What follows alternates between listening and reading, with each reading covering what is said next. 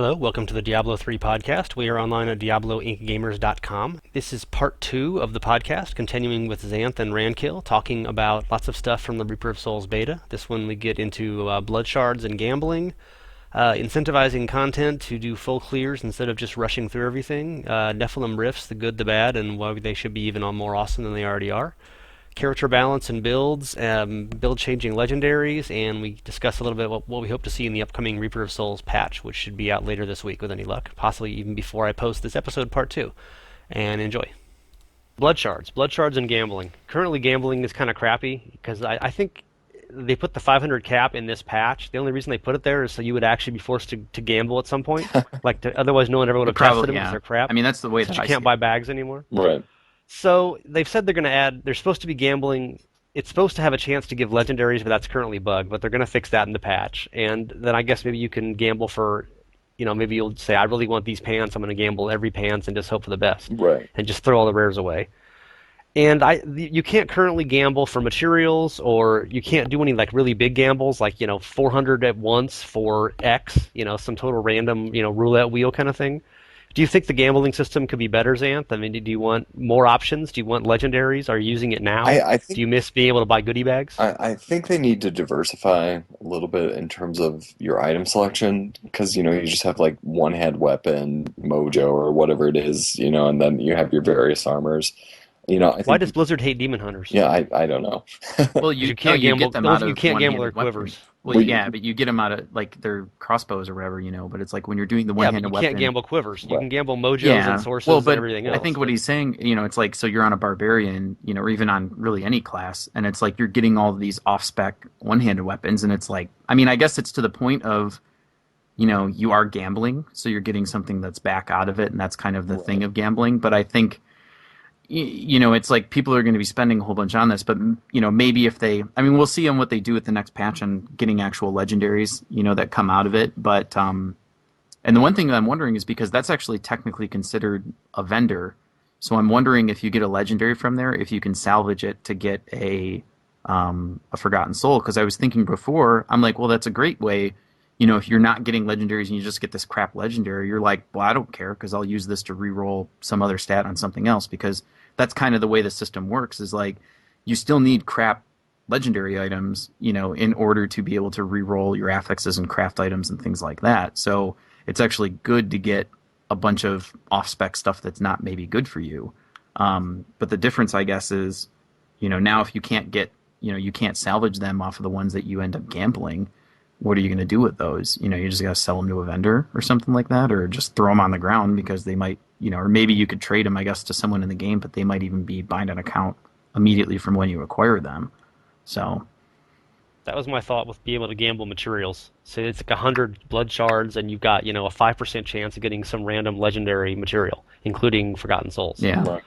I mean, I'd do that now over anything that's currently gambling options. Yeah, I think the cost is, like you said, the 500 cap is more to force people to gamble, because I know I go through and I run a bunch of bounties, and I'm, you get the thing and the blood shard falls to the ground, and you're oh, time to gamble. And you dribble it across the screen Yeah, because you can't not and pick it it follows up. you like a little pet, and then you're sitting there, and then you spend on every single amulet that you can just to blow through your blood shards. But, I think it's good in the price that you get out of it. The thing that I have noticed is that there's kind of it doesn't show item levels anymore in the game, but there are item levels that you get from gambling. There's kind of 2 or 3 different levels of, I think most of the time it's 2 different levels. I know it's specifically with mojos.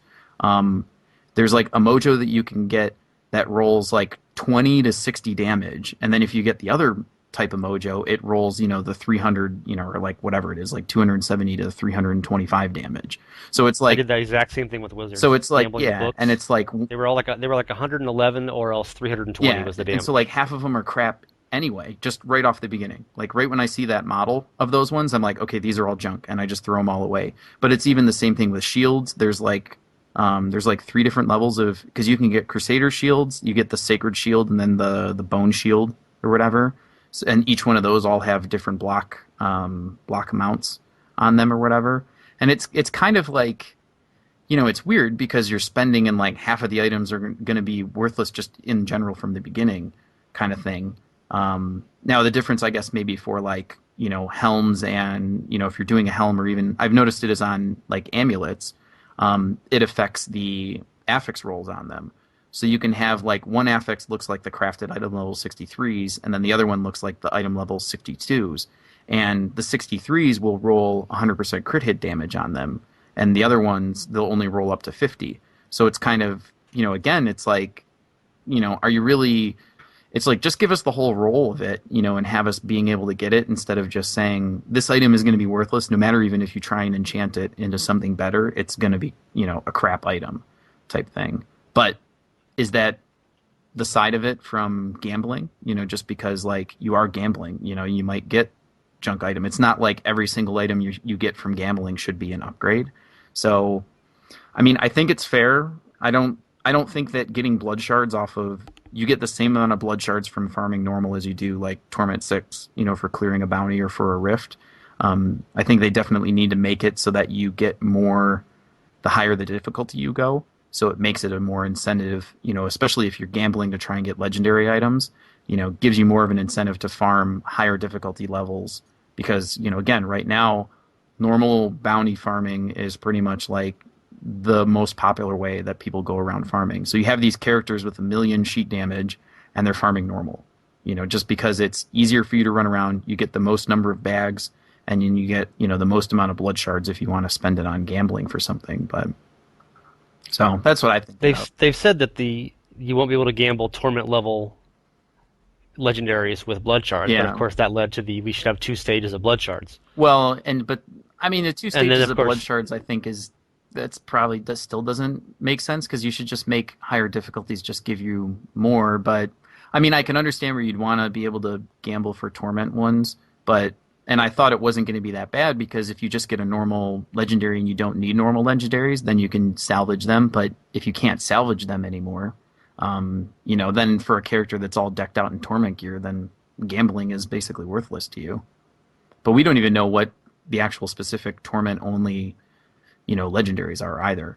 So it's kind of, in a way, like you don't know what people are actually, what would you actually want to get out of a torment only, legendary. But 7 more stat. yeah, well, I think it's the specific items are the only ones that drop, but it's like, Yeah. it's, I'm assuming that once maybe the game goes live or something, you're gonna have, because how it lists already all the items and the legendaries, it might show the torment only items, so it's kind of like gives you that carrot on a stick for people to go to. But yeah, I don't. I mean, I guess maybe having like two different ones where you have a like a normal and a torment, type ones, that might be okay. And then each tier, or each difficulty level as you go up. So, between normal and master or something like that, you get like 5 times as many more, from master, or 10 times as many more from master. But then the same thing is for the torment ones. It's like, okay, you start at torment and you'll get like one per each one, and then maybe at torment 6, you get like 20. But I mean, they need to also scale the hit points back on all the difficulties too, because the game's still balanced around crushing blows. I mean, as far as from the Friends League family to now, they haven't even changed that. So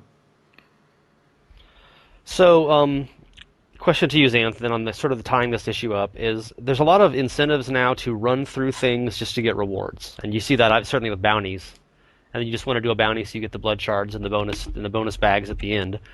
It seems like there's very few incentives in the game to actually clear content. No one's farming experience. It's just, I mean, you want to run to Magda to get the legendary material, whatever.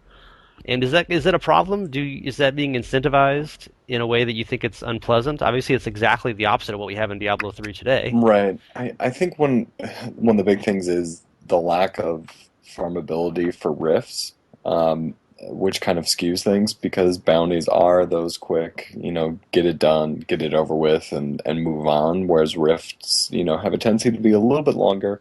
You're trying to clear out, get to that 100%, and then, you fight your boss and whatever. Um, so I guess it'd be kind of interesting to kind of compare them when they're on a level playing field. But currently the way it's at, with the loot distribution and rifts not being in any way viable for legendaries, Nobody does them, but they're actually, a great time. So, and that is kind of the opposite of a bounty where you are rewarded, and it'll especially be changed when they add the loot drops to the Rift Guardians, but you will be rewarded for, clearing more content and finishing up what you should. So, I, I guess, it's hard to judge just yet until they're both balanced where they'll work. But yeah, I can see where the frustration would come in just these quick little, run to the nearest guy, kill 50 things real quick, and then jump to the next one, or all four people, go do one quest or one act or whatever it is, and we'll call it a day. Um, it almost seems like an anti-co-op game in some respects. That was kind of what I was hinting at earlier with the campaign mode, some incentives to play that, but of course then people would just rush through every area to get the whole act finished for some act bonus. Right. Yeah. So, do you think that's a problem, Rankil? I mean, do you wish there were more varieties of play? I mean, you do occasionally get a bounty where it's, cleared level 2 of some dungeon, Yeah. but of course then you just rush to get to that dungeon to Yep. clear it. Yeah. So I've often thought there'd be cool bonuses for like full clears of areas or something like that. Just something where you're not always, currently Nephalem Rifts are the kind of the same thing, where you just want to, you go to, you get the Rift boss, and you instantly, you exit the level immediately. And people, such as myself, have suggested maybe you get a bounty bag if you clear the whole rift and go to the final altar. But then, of course, people would just rush through the whole level to get to the final altar. So, Right. Well, if should there be incentives for playing in a different fashion than rushing always to get to the end of the level? like I kind of, yeah, I mean, like well, a lot of times though, even with rifts, because kind of what I've seen is that rifts as it starts going, they might start out with like a low density, but kind of to save itself because at the end, the ends of the rifts might actually be very, very dense levels. So sometimes it's actually good to stay in a rift and just continue on to go through the end of it. I mean, I've even done that too. Like I've been in a rift that has like a person who had the shrine gloves, and this was after they hotfixed them. But we were just continuing them because we wanted to go to every single shrine and kill champions and continue on for it. But I think, like you said, is maybe if you make it to the end, like first you have to clear the 100%, and that kills you kill the rift boss. But if you continue on and say maybe you like get to it's kind of like that like a time type thing. Like make it to the final level of it within this amount of time, and you'll get a bonus chest of something else at the end of it, which gives incentivizes people to get to the end of it. And if they don't make it to the end, then that's the end of their run. There's no point in going to the end. They'll just go to town, start a new one. But I mean, like like we were talking about with bounties, I think bounties are very antisocial. As far as group play, it's kind of like people just come in and then it's the Easter egg hunt and everyone just runs off in their own direction. Like, barely did I ever see people, even when I was running public games, like fighting on the same screen. Everyone's just trying to find the guy, and then someone types in chat like, "Oh, he's here," and then everyone teleports to that guy, and then they kill the guy, or even the guy kills him before everybody else gets there, and then you just move on to the next area. I still think that they need to balance them. I mean, I'd like to even see like getting different levels of rift stones. So you have, kind of like you can have like a magic, a rare, and a legendary type ones, which change, the types of rifts or the rewards that you get from them, maybe, or something else. Doesn't that defeat the whole randomization purpose of rifts, where you never know what you're going to get? Yeah, but I mean, it's kind of like. I mean, I guess it is because if you go through every single time, it's really when you open it, like you don't know it's that, opening the present. You might open one and it's one of those goblin rifts, and those things that's kind of like a legendary one. But if you get and that it's going to be a legendary one, you would save it, for running in a 4-person group as opposed to just running them solo. And they're the most fun because Yeah. they're random as they should be the most fun. Yeah. They need more incentives. But you still Have have to you do gotten- bounties to get them, so it's kind of like Yeah.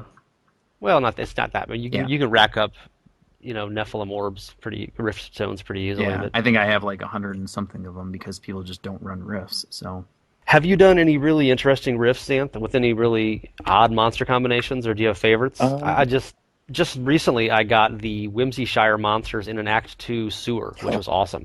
The little teddy bears charging around in like ankle deep water, except the teddy bears don't have ankles; they just have those little stubby legs with no knees. That was awesome. Nice. I've never gotten a goblin one, and also my favorite one I get occasionally is you get imps and grotesques, and there's just hundreds and hundreds of imps and like occasional grotesques, which all pop and make more imps. So the whole dungeon is just thousands of little tiny guys running around. I got one of those playing with 9 ball like weeks ago in one of like the Silver Spire levels in Act 4.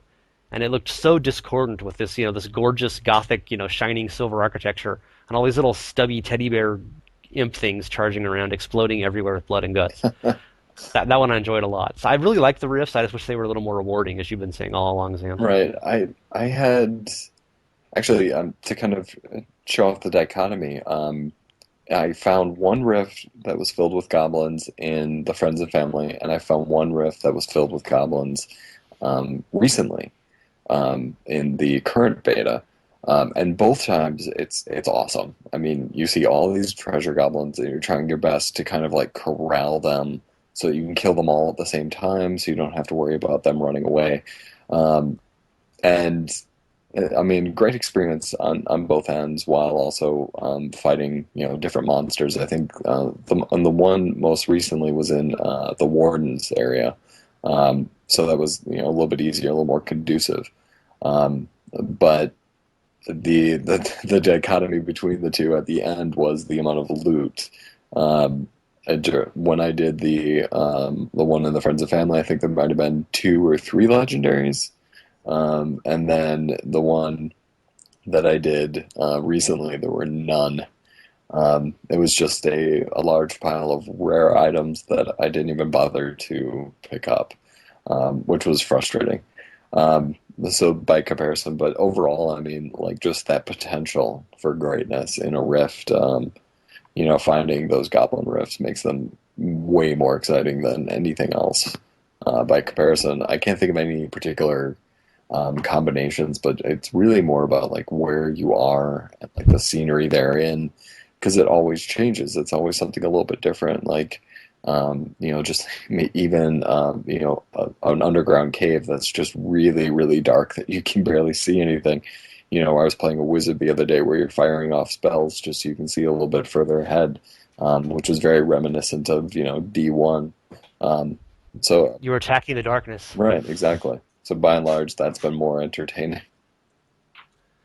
One other interesting rift I got one with cows the other day. I, It wasn't the cow level, obviously. I really want to get cows in Whimsyshire one time, Yeah, that'd be just a so it's good. like the full Diablo 2 flashback. I've never gotten that combination. I've gotten Whimsyshire levels a few times. I've actually gotten the teddy bears and stuff in Whimsyshire, which was really weird because I'm like, I'm like, this is like a rare spawn and then having another rare spawn of things inside of it. But I thought that was how Whimsyshire. I've gotten Whimsyshire a couple times in rifts, and I always had Whimsyshire monsters in it, at oh, least partially. I've had one that it was like Act 4 monsters. I think I've only had Whimsyshire like 3 or 4 times.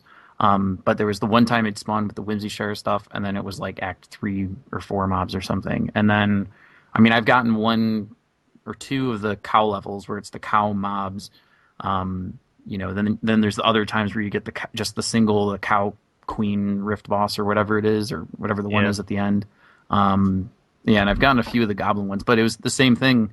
Like I was saying before, is in Friends and Family, you get a cow level, or a treasure goblin level, and you would just like lay waste to everything that's on the screen, and all these legendaries are dropping everywhere, and you're like, this is the greatest thing ever, and you're waiting, and everyone who's in the group is like, okay, hold on, my cooldowns are ready, I'm waiting for this, and like everyone just kind of charges in, and you're getting showered with items, and then this time when it happened, it's like, oh great, I got a bunch of rare items, sweet, cool. Yeah, you don't see those normally, so it was Yeah, nice for a and it's change. just kind of like, oh, that was cool. I mean, but you're still clearing the rest of the level and hoping because it's like each one is like killing a champion, but it's still just it's just the drops right now. Really, you're getting a lot of people that even from looking at how many people are streaming it, like right when the patch first came out, like everyone who was streaming, but now it's like it barely even covers a single page, of streamers because everyone's kind of already burnt out over it because it's like this, and it's like, I mean, to me, I'm like, I don't care because this is what I really played with Self-Found before, so it's not really it's not as worse really as right. what I used to be playing with, but I'm a very small percentage of people that would, that enjoyed playing that Self-Found and still finding upgrades from it, but I can see how, it's still just beyond of what it is to get and progress your character. Like, I mean, I'm at the point right now where like I've almost perfected every single one of my rare items from rolling them, and everything else that I have on. I mean, I think there's maybe like, like partially an affix on each one, but like every item has the affix that I want. 3 out of the 4 of them are like perfectly rolled or something like that. And I'm up to a character of, I have like 900,000 damage or something like that. And it's like, but I'm just at that point where I'm like, okay, I need legendaries now, but they're just not dropping. And it just, Right. it makes me like, and that's where I'm like, well, I'll just play another character because it's relatively easy to gear up with between getting gambling for items, and just getting a character started out and getting a decent geared rare character. But it's just finding those legendaries, which really, from playing the friends and family, that's what makes your character fun. That's what gives you the incentive to go out and farm because you're like, oh, I really want to get that one item, for like my witch doctor. Like it was the double damage pet helm and then the attack twice as fast pet gloves. Then combine that with like a homunculus and the Renho flare, which I had made this like crazy summoner build. And it's like it's awesome because I'm looking through all of those items, and then there's still even like the ring that takes all of your zombie dogs and turns them into one gargantuan zombie dog or something. It's like I'd be looking for all of these items specifically, because I'm like, yeah, this item would be really good for this, what I'm trying to build my character, and I'm really going to keep playing over and over again to keep trying to find that one item, which is why in a trade system, you would just go onto a forum and be like, hey, I'm looking for the Witch Doctor ring. Anyone got this? And they're like, oh yeah, I got one of those. And it's like, well, I've got this Wind Force. Do you want that? And they're like, oh, okay. And then there, you've automatically bypassed probably like 50 to 60 to 100 hours of farming for your character, by just doing one trade. And that's why I really like the bind on account thing because it makes you, if you want to progress your character, you have to keep playing them, and it's kind of like, it makes sense. It's like, why would you just want to go on a forums or in a trade channel and play the trading game with people? I don't see how, to me, I think it's more that the people who are really interested in trading, I mean, I can see where like you'd want to trade with your friends, and if they're not on at the same time as you, it's like, oh, it sucks that your friend just logs on after you found like a demon hunter item for them. But I think, still it's like, how can you find? I think that people who want to do the trading are more like that.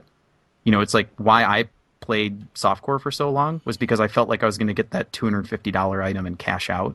See, I think that's where I would disagree with you. Not necessarily in the cashing out element, because I was never a big fan of that, but the trade element. I really enjoyed trading in D2 as annoying as it could be from time to time when you were actually able to trade for something that you wanted, because you had been farming, you had built up, your repertoire of items, and you still just didn't have that one thing. And it's not like I spent my entire day trying to trade stuff, but when you could go into a game, find somebody who had something you wanted, and you had what they wanted, and then you had your one piece, and then you could focus on finding, something else. Well, see, I'm Um, wondering if that's like that really comes down to, and it's hard for them, and this is kind of where I see is it's hard for them to balance the game though based off of that because if you have if you have like bind on account stuff, you can balance the game basically around it's a 1 to 4 player game is what you're right. balancing around. But if you're balancing around trading, now you're balancing around someone trading from anywhere, having access to 1 to thousands, if not millions of people to trade with. So it kind of in a way it hurts a single player type experience of someone who's like playing by themselves and who doesn't trade.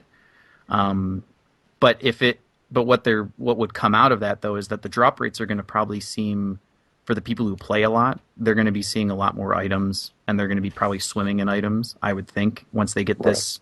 But you're probably talking about people who are playing 10 to 12 hours a day. And those people are going to go on the forums and complain and say the game's too easy. And it's like, well, maybe you shouldn't play the game for 10 to 12 hours a day and then try and call it, it's like, yeah, I understand you beat the game basically in, a couple weeks or something, but you are a very small percentage and they can't just design a game around you because it hurts the other millions of people that are playing it. Actually, I was going to bring that up, like when you look at the friends and family with all the other things that were going on, you can't help but wonder how that drop rate would look now, with all Yeah. the stuff that's been removed, if it would seem as overpowered. And if it wouldn't necessarily be a bad thing, because in that drop rate, I didn't feel the need to want to trade, but in the drop Yeah. rate that we have now, I would kill for it because it would be, much more helpful. Hmm. Uh, It's kind of like Original Inferno almost. Like everybody thought Original Inferno was super hard, but if you look right. at the gear progression that everybody has right now, if you probably took current characters and threw them into the Original Inferno, they'd probably walk through it and it was like, like it's nothing because the monster hit points were like so low compared to Monster Power 10, but they're going to have to find something. I mean, they have to. It's within like 2 months until the game comes out. Yeah, which is weird to think about. Yeah. We just got to Are go they going back to be ready? soon. I It'll be tomorrow. yeah. Do you guys feel like it's too soon, too long, or just right? Is it Goldilocks? Well, it's hard because That means it's too soon. Okay. no, What do you we've think, Sam? No, I'm kidding. I mean, we've only had one patch, and it's Right. been 2 months for it. And it's, I mean, unless they start coming through and they really ramp up the patches, but if it's going to be this like once every month patch, I mean, it's quite. I mean, they have come out and said that they're not going to release any new content, so it's more, fine tuning everything that they have. But I mean, there's still, the placeholder content and all this other stuff that's in there too.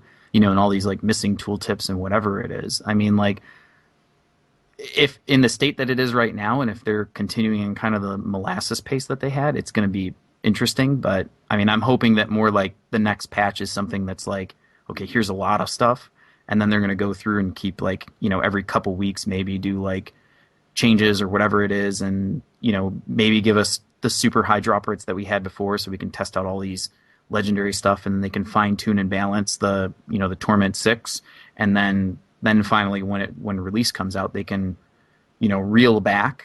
I I don't know. I mean, obviously they said it, so they're definitely not going to renege on it. Yeah. What they push out, we really haven't, and you're right, we haven't seen that many patches, which really surprises me.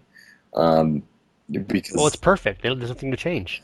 yeah, Yeah. well, clearly, Work of art. Ship it. right. I guess I'm surprised but the way the closed beta is starting and then the holiday break.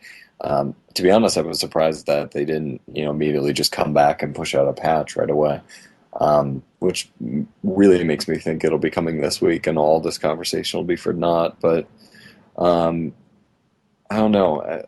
I think if they can find a nice middle ground on drop rates, because it feels like this patch is just like how low can we put it before people stop playing. And then friends and They've family, discovered. Yeah, right? they pretty much got that. Friends and family more the opposite. How high can we put it and people stop playing? If they find that nice ratio somewhere in between, then maybe they will be good to ship. But then there's so many other issues that aren't just drop rates too. Um, so I don't know, and it'll be interesting to see the product that we get. But I You mean, mean that the is game is not just items? There's something other than drop rates that matters? But I would think uh, That's not what Azure says. All his debate is everything's items. So yeah. right. I do have a final topic that's not items, so we can get to that. Do you have one last thought on this, Rankil? That's Well, under it was 1 minute. just it was like where he was saying, they put in the date, and Blizzard never puts out a date unless they're for sure that they can make that date. So while it might not appear to us that they're going to make the date, they've got enough, of their internal planning and everything else, because like as much as people want them to be 100% transparent of like what they're doing, and like when people take bathroom breaks and stuff at work, but like they put out that date, and they said the game is going to be on March 25th of 2014. That's when they think they're going to, they not really, they think they know they're going to be ready, for the game at least to be shipped and put out to the masses. Whether or not, I still think that they'll be patching it, beyond the first day, or something like that. Like we'll probably see, like we did at the release of it, they'll have these like kind of quick patches to go through and adjust things once they find, like, when millions of people start playing the game. But yeah, I think, I mean, as much as I feel that they're not ready from what I've seen in the beta stuff, I think that there'll be something, of what they have will be relatively okay. And then they're going to still fine tweak it. I mean, yeah, it's more or less if you want to call it an extended beta type thing, where they're going to release it out and fine tune it. But Is character balance. I was wondering about, are you guys playing different characters? Have you experimented with all the characters? Are you just finding one build that works well?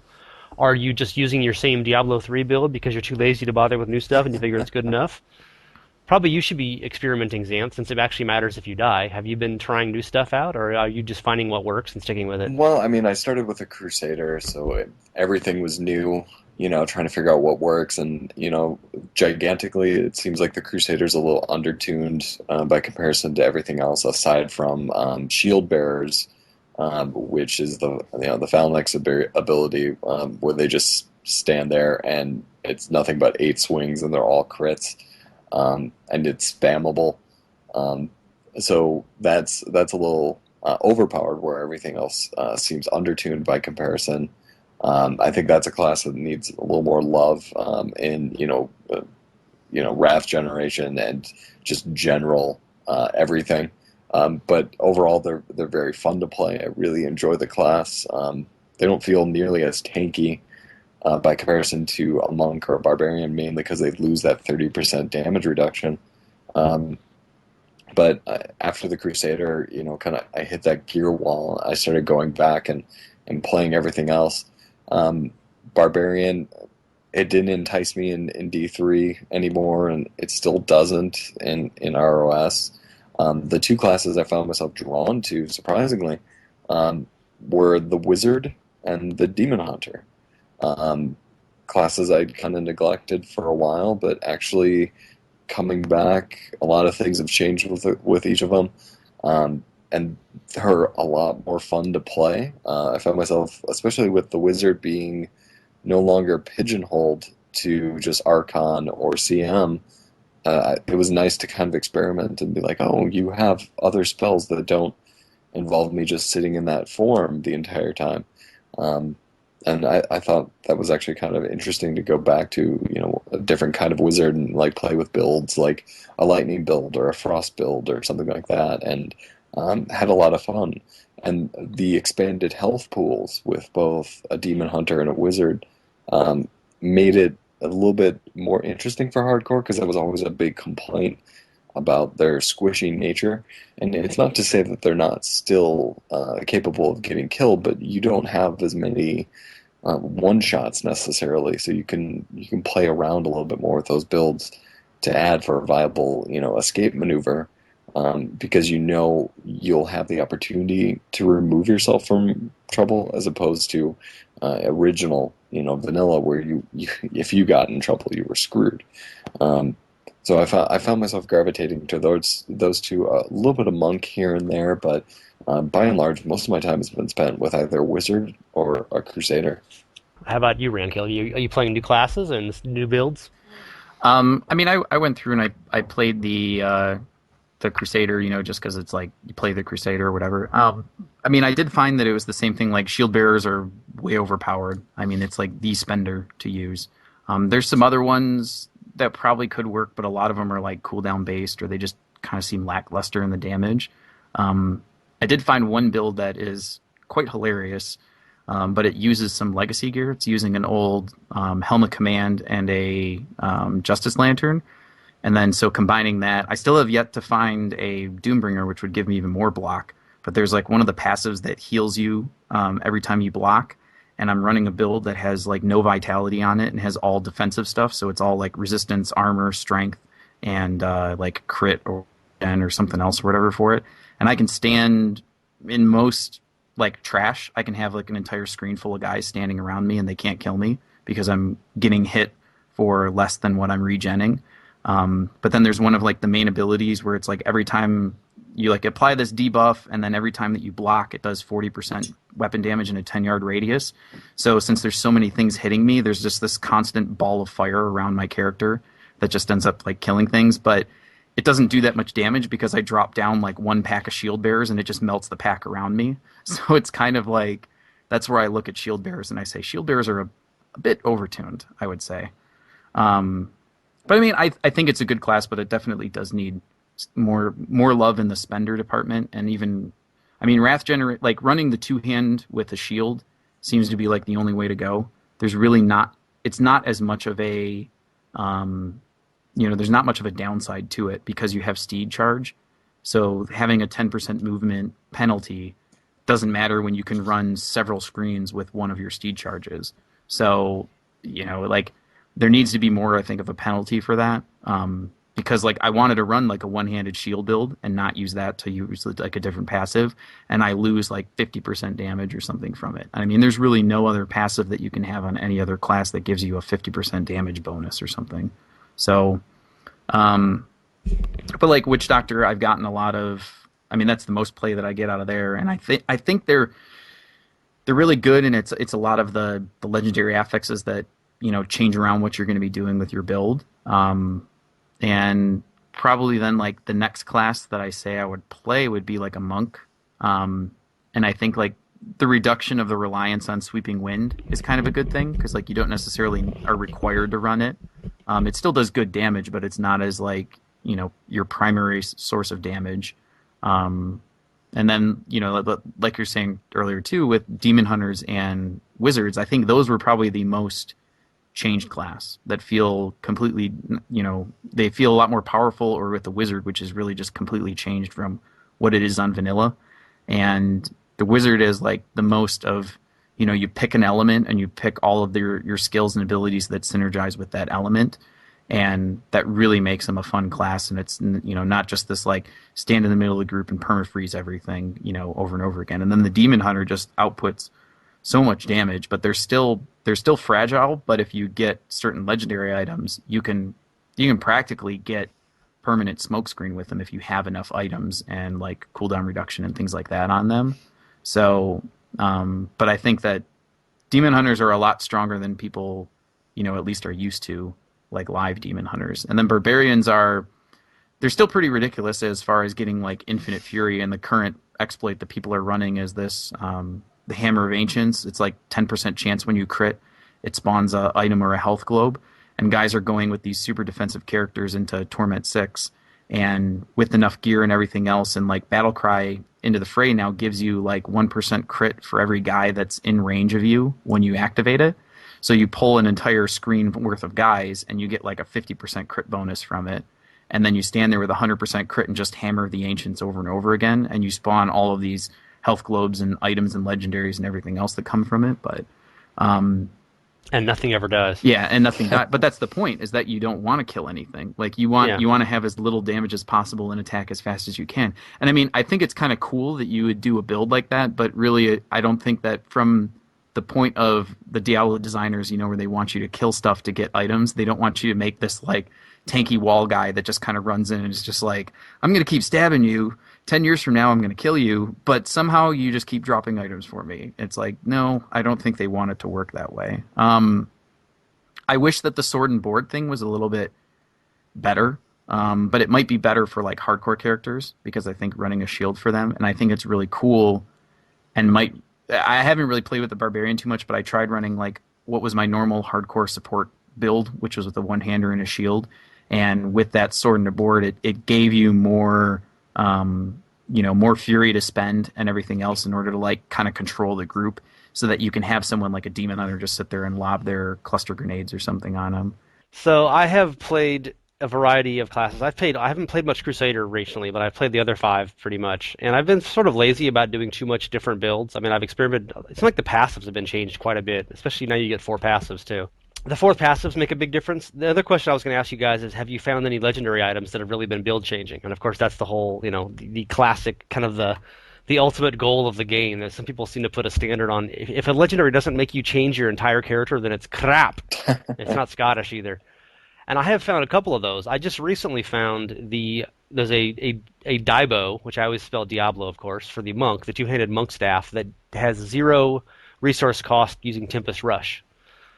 And that's really weird to use because obviously you have to use it with Tempest Rush. It's really big damage. It's got like 1200 dexterity. It's got huge life on hit. Obviously those are some of the random mods. But it doesn't have a socket, and it doesn't have fast attack, and it also adds to your running speed, 10% bonus to run speed. So essentially you use that with faster run boots, and you're maxed out, and you don't have to put any Paragon points into faster run anymore. But it's really slow, and it's got 0. It doesn't do anything to generate spirit. So it was a weird sort of change where if you just stick it on your character, it would be fantastic if there was a weapon switch hotkey. Because you could just click that over and then run for 30 seconds and then take it off again and go back to your regular, dual wielding with one-handed weapons. But as it is, you really need another damage thing. So I had to go with Hammer of the Ancients, whatever the monk version of that skill, Wave of Light, with this staff, and then I'm not used to using those two spirit spinners, and I needed a regular hitting attack, and then I still had to put passives on spirit generation because otherwise I had no spirit. Even though I didn't use any with that, I wasn't generating any. So it was very build changing. I don't think it's actually an upgrade. Hmm. I've been playing it on normal or on hard, and I can just run through everything, and I'm powerful enough that I can generally one-shot stuff just with the run-through from the Tempest Rush. But it's actually much worse for higher difficulty levels because I don't have enough damage output, and it hits really slowly. So it's sort of, I mean, it was certainly build changing, not necessarily in a good way, but it did give me a variety of stuff to do. And there are other ones that do that. You know, they remove the spirit cost. You know, one of the popular ones was the one that removed was the Demon Hunter crossbow that took off all spirit, all resource cost for using strafe. And so once you had that, you could just strafe endlessly, and that made you change a bunch of other stuff around. And have you guys found any of those items and used them yet, or are you still hoping and praying, Xanth? I've found a few. Surprisingly, I haven't found the staff that gives me two hydras. Waiting for that. Um, The double the I Hydra. know that'd be great. I found the quiver that makes your bolas explode instantly. Um, and I was already using them, but it made me kind of shift up my build a little bit, and it's I don't know, it had some spice to something that's a little more mundane, and but I think the most build changing item I had found was in the Friends and Family from for my Crusader. There was a two-handed flail that would have swipe attack generate wrath as opposed to consuming it. So it was you would get 4 wrath for every enemy hit. It's already it was like a 16 or maybe it's a 20 wrath skill. But you know you're doing it in such a large sweeping arc that you were gaining wrath back. It was kind of fun to play with the build and do it so that sweep attack would be my wrath generator, and then I was also spamming my other skills. So big damage plus big damage, and it was really fun to play with. And sadly, I haven't seen anything equatable to that since the new patches started. But they're definitely out there, and they make you think a little bit more when you get them in terms of how to use them. Um, I haven't really found any armors or anything like that that made me change anything up, but it's mainly been weapons, either one hand or two hand, and an offhand. Have you found any Rankil, and they've changed everything and made it all better? I mean, it's a lot of like kind of getting even from affix of stuff where you get like percent fire damage, and you start chasing runes that have extra fire damage or something else. Kind of things like that. Or there's the Cinder Coat, which reduces all fire spells cost by 30% or something. I think it is like that. That makes you go, okay, every spell that I'm using is going to be a fire spell, pretty much. Like that would be a build changer. Um, the Renho Flare that I was talking about that makes your toads homing and explode twice. That pretty much makes them like you're using a primary attack, but that does most of your damage. So that's another kind of, I mean, some of the other ones that are just like, okay, you're in an area that are like not skill based specific. So it would be something like, every time you pick up a health globe, it does a certain amount of damage. Like that in itself doesn't seem good, but if you get that hammer that, which synergizes with it, where like every time you crit, it has a chance to spawn a health globe. So you're sitting there thinking of like those two things and going, okay, well maybe this might work out better. Or if you have like I mean, well, it's really hard to do a Zero Dogs build because you can't actually do it without bringing in legacy gear. But if you're summoning dogs and it makes more health globes, you're just going to keep exploding more stuff around you with that damage as well. So it's kind of more like there's some synergy between items where a lot of them don't work by themselves. But the ones that are like specific to a skill usually are going to make you run that skill. If it's a good enough upgrade for you. But if it's in the case where you have like it's a weapon and it didn't roll a socket and it didn't roll your main stat, it rolled like vitality, like life on hit and something else or whatever it was, it's like you're probably not going to use that weapon. But if it is the case that it's a weapon and it's an upgrade, you probably will, or an armor piece or whatever it is, you'll probably change to use that skill, or work a way to make a build that goes around it. So I mean, I think they did a pretty good job with the skill specific ones, but then you use the non-skill specific ones to more augment what your build is. Because some of them just won't work with what you have. It's not like every item that you have is going to be this like, perfect item and build changing or whatever, but you have these combinations of them together that make stuff really good. So Yeah, and it's ideally you get the legendaries that aren't just stat sticks plus one little bonus thing. There's something that changes the whole game, but I mean they can't have 500 of those. yeah. It's not possible. So And even then, I like I think said before, is like you need to have junk legendaries anyway to reroll affixes.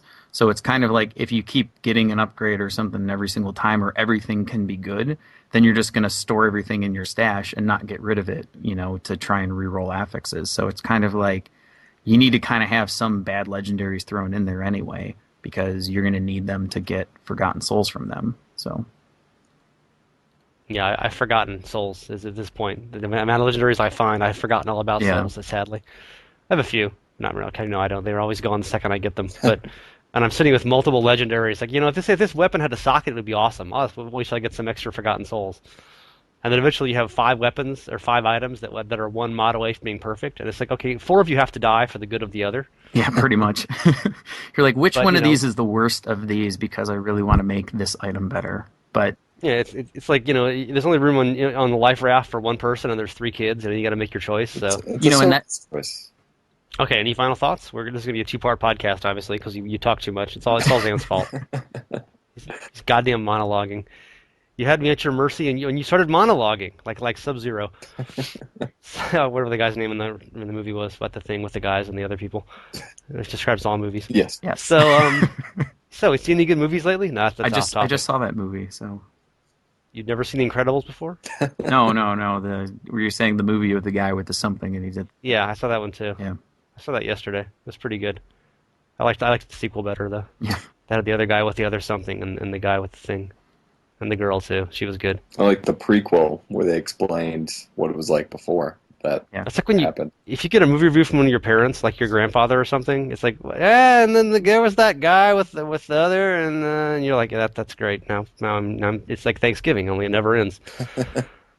Thanksgiving dinner. Okay, Yeah. so obviously hoping for a patch soon. What are you guys hoping to see in the patch? Obviously, increased legendary drop rates. I mean, just as a quick, 5 things you want in the patch without massive explanation, or even 3 if it's all you can think of, Xanth. Um, well, obviously drop rates, Crusader skills reworked, uh, experience gain actually happening. I'd like to see some explanation of Magic Find or complete elimination thereof, because it makes no sense to me right now in any semblance. And I'd kind of like to see some streamlining of difficulty because I wrote about it the other week, but it feels like we have so many different versions of it. Why do we need normal, hard, expert, master, torment, 1, 2, 3, 4, 5, 6? It just feels like too Couldn't much. couldn't they all just be numbers? Do you miss MP 1 through 10? And not in that sense, but like I kind of miss the simplicity of Diablo 2. Less You is know, more. yeah, it's just hell and that's it. Farm it, as opposed to here's, a whole bunch of different difficulties and they'll ramp you up to, I mean, if the end goal is torment, just make it torment and scale it up in the other difficulties. Okay, what's your short list of fixes for the next patch, Rankil, with one final point that you go on and on about, like Xanth just did? Well, I guess I just continue on the difficulty thing because that's That's not actually allowed. You have to make short points. well, it's just like it's the same thing of difficulties. I think they don't need 10 difficulties. They could reduce it down to 5 and it'd be the same thing. Just make the steps bigger, for people to go through because this like you go through and you find something and you're like, well, I can't do this difficulty, but I can do the one before or something. So you find this like sweet spot. It just seems to be like they need to make things more challenging, but they also need to make the rewards for doing high difficulties better. Because right now it's like you do normal, and if you want to do torments, you do torment 1 because that's where you get those torment only legendaries. And they need to also be more, as the difficulties go up. But it's like it says, you get an increased magic find and legendary find or something per tick, but it never shows you what it is. Like you don't know if farming on Torment 6 is more advantageous than on, Torment 1. That's kind of the one thing. But I mean, the rest was like the same thing of, like adjusting the drop rates to make those better. I think the crafting system needs to get, you know, not only just the materials and how you get them, but what you get as far as like the rewards and things like that, and how they need to finalize it. Like I think it was just put in there as a first polish thing for it, and they got to go through on that. And then just like as far as rewards for bounties, like they do need to fix those bounties that are like the Torment 6 bounties that you run through, so you can like level yourself up by just doing gosh, what is it? It's like Jar of Souls, the Matriarch's Bones, Crazy Climber, like where you don't have to actually kill anything. Like I had a friend make a level 70 game, and I ran in with a level 1 character, like running through stuff or whatever, and just like death rushing to get to something. And you go through and you do the Matriarch's Bones things, and then you get like 14 levels of experience or something for it. It's like those things need to be taken out. I don't know. I mean, that's kind of really it. It's just like it definitely seems like they have the content what they have. They just need to polish it. Well, we've got March 25th is soon, so that's not Blizzard soon. That is soon. So it's obviously that something has to happen, Yeah. and then everything will be wonderful. Yay! Sunshine and sparkles. So I think we've covered everything to more extent than probably needed to be covered. So you've been listening to the Diablo 3 podcast. We are online at DiabloInkGamers.com. Sorry, the Reaper of Souls podcast. I should remember that someday. And happy cow leveling. Moo. Moo. Moo moo moo. Ooh. Moo.